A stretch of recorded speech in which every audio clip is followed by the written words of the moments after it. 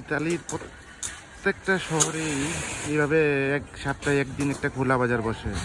এটা আমরা বাঙালিরা বলি খোলা বাজার আর কি। মানে বাইরে 3-4 ঘন্টার জন্য এই মার্কেটটা বসে। আর কিছুটা গুলিস্তানের মতো আছে, দেখছালন বাইচালন, এত কম দামের জিনিসও আছে। সব ধরনের জিনিসই মোটামুটি পাওয়া যায় এই মার্কেটে। বিশাল বড়, মনে ওখানে 1 কিলোমিটার জায়গা নিয়ে এই মার্কেটটা বসে।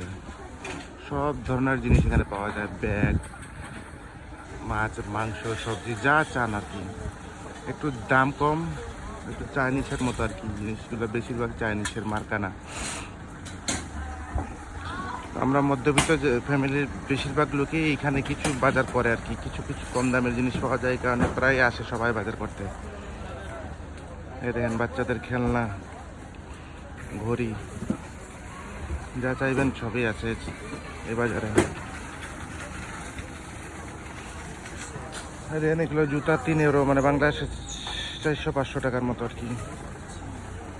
জুতার দোকান এটা।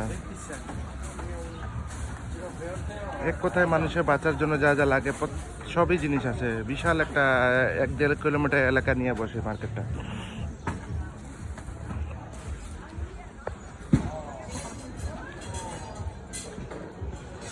আমরা বাঙালিরা বলি এটা খোলা বাজার, মানে যে খোলা ওপেন বসে, তো সেই জন্য।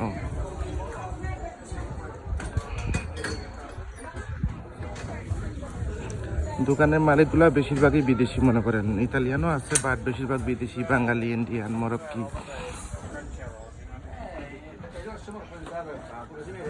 এই ধরনের যে বাংলাদেশের সবজি সব আছে এখানে। এটা ইন্ডিয়ান দোকান।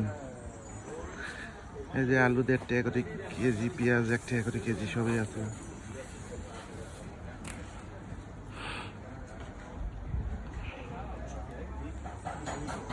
বাঙালি সবজি, ইতালিয়ান সবজি সবই আছে এখানে। পুঁই শাক,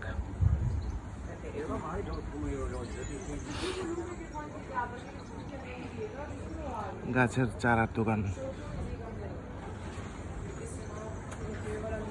এটা হলো ফাস্ট ফুডের ভাজাটা পুরো দোকান,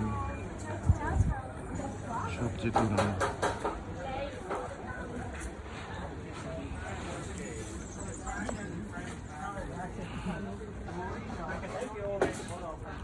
যারা ইতালিতে থাকে এরা সবাই জানে, প্রত্যেকটা শহরে সপ্তাহে একদিন এই মার্কেটটা বসবেই বসবে 3-4 ঘন্টার জন্য। এই যে ইটালিয়ান খাবারের দোকান।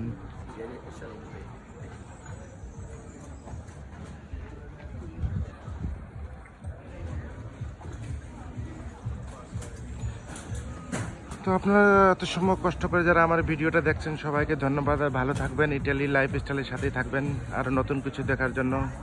ওকে, ধন্যবাদ সবাইকে।